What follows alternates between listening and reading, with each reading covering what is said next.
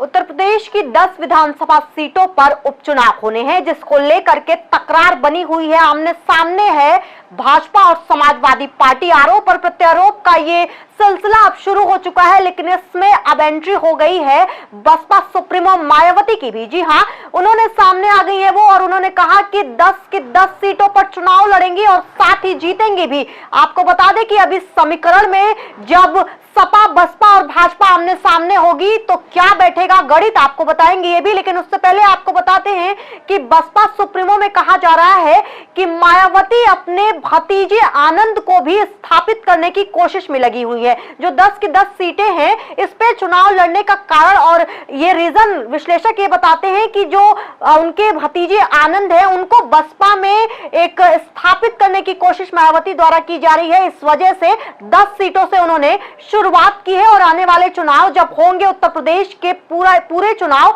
तब उसमें मायावती और उनके भतीजे आनंद एक की जोड़ी आपको नजर आएगी। लेकिन गणित क्या कहते हैं? गणित ये कहते हैं कि मायावती वोट बैंक को खींचने का काम अपनी तरफ करती हैं। तो क्या नुकसान इससे किस पार्टी को होने वाला है, बताएंगे ये भी। दरअसल कहते हैं कि मायावती जहां भी उम्मीदवार उतारती हैं, वो वोट काटने का काम करती हैं समाजवादी पार्टी के, क्योंकि ये दोनों पार्टियां, चाहे समाजवादी पार्टी हो या फिर हो बसपा, इन दोनों पार्टियों की विचारधारा एक जैसी है। एक राम मनोहर लोहिया की विचारधारा पे चलते हैं, और जिस तरीके से दलितों को लेकर के मायावती आगे बढ़ी थी और लगातार मुख्यमंत्री पद पर चिन्हित भी हुई थी और उस गद्दी को सुशोभित भी किया था, ये जो कैटेगरी है मायावती और अखिलेश यादव के खेमे में जाती है। लेकिन जब आमने सामने होंगे तो जनता किसको चुनेगी? अगर आपको इतिहास बताऊं तो पिछले कई चुनाव में यह देखा जाता है कि मायावती उन्हीं जगहों पर उम्मीदवार उतारती हैं जहां पर समाजवादी पार्टी के उम्मीदवार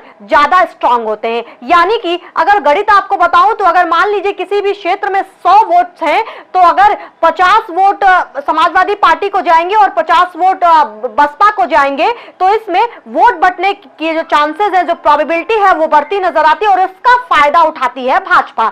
यानी कि कुछ लोग तो ये भी कहते हैं कि सी और डी पार्टी भाजपा की मायावती है। बसपा को लेकर के ये बातें बहुत समय से सामने आ रही है कि उसी जगह पर उम्मीदवार उतारना जहां पर समाजवादी पार्टी के वोट बैंक ज्यादा है, और भाजपा को फायदा पहुंचाने के लिए इस तरीके के उम्मीदवार उतारना जो कि समाजवादी पार्टी को नुकसान करे। आपको क्या लगता है, इस समीकरण कैसा है? और आने वाले जो 10 उपचुनाव, 10 विधानसभा में जो उपचुनाव होने वाले, क्या गणित और क्या समीकरण होने वाले हैं? क्योंकि ये तो तय है कि एक कैटेगरी जनता की एक बहुत बड़ा हुजूम है, जो मायावती की फैन फॉलोइंग जानी जाती है उस हुजूम के लिए। और वहीं समाजवादी पार्टी की अगर बात करें, हालांकि लोकसभा चुनाव में अब वो सर्व समाज की बात कर रहे हैं, इस उपचुनाव में भी वो सर्व समाज की बात कर रहे हैं, वो महंगाई पे बात कर रहे हैं, वो बेरोजगारी पर बात कर रहे हैं। लेकिन ये कहना गलत नहीं होगा कि जो एक कैटेगरी है वो दोनों खेमे में, चाहे बसपा हो चाहे समाजवादी पार्टी हो, एक जैसी है। आपके अपने शहर गोरखपुर में सोमानी टाइल्स, सैनिटरी वेयर एवं बाथ फिटिंग का एक्सक्लूसिव शोरूम। सोमानी स्टूडियो सभी प्रकार के डिजाइनर एवं वेलकम टाइल्स का भव्य शोरूम फुटकर एवं होलसेल पर उपलब्ध है। एक बार अवश्य आएं। हमारा पता Ravi trading company, house number 885, Jatashankar Sindhi Dharamshala, Gorakhpur.